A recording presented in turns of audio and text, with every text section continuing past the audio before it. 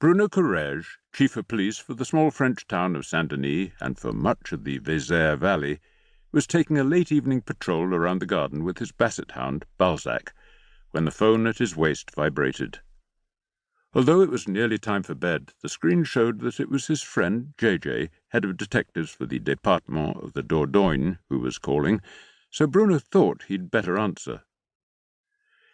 "Glad you're still up and about," came the familiar voice. "I'm coming to your place right away. I want to show you something, and then you can tell me how worried I should be." Commissaire Jean-Jacques Jalipot was a large and bustling bear of a man, who had not been distracted from his duty when he was shot making an arrest. Some called him a cop of the old school, in that he wore ill-fitting suits, smoked a pack of Gauloises a day, seldom polished his shoes, and did not treat the media with the deference they had come to expect. His prisoners did not fall accidentally downstairs while handcuffed, nor were their fingers caught in car doors.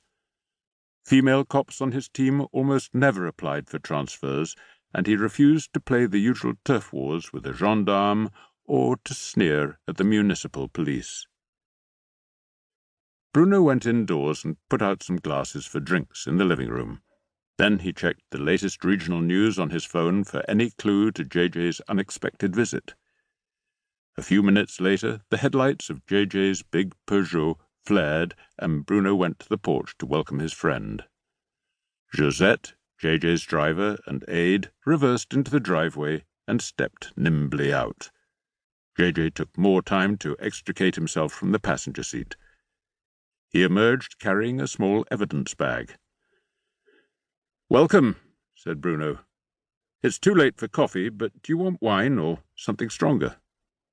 "I'll have a glass of your homemade vin de noix, since I know it has wine plus eau de vie," said JJ.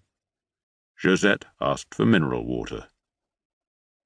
Once installed in Bruno's living room with his drink, JJ tossed the bag toward Bruno. "You're the military man with the Croix de Guerre," he began in his usual abrupt way. "What can you tell me about the bullet, beyond the fact that it's a 12.7mm caliber and 108mm long, with what look like Russian letters stamped into the base?"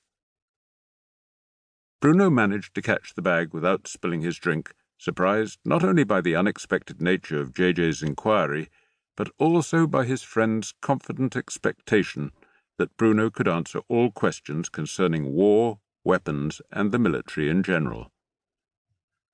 Then he recalled that it was many years since all young Frenchmen had been required to do at least a year of military service, and by going to university and then enrolling in the police, JJ had been spared that.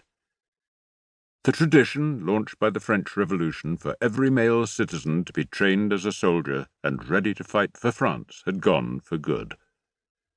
Bruno knew that modern weaponry and warfare demanded far more than the ability to fire a simple gun, fix a bayonet, and throw a grenade. But he sometimes regretted the passing of the principle that every citizen owed a duty to the homeland, and of that egalitarian mood of national integration that bonded young men together in their drills, mess halls, and barracks. Bruno supposed that he was the former soldier that JJ knew best.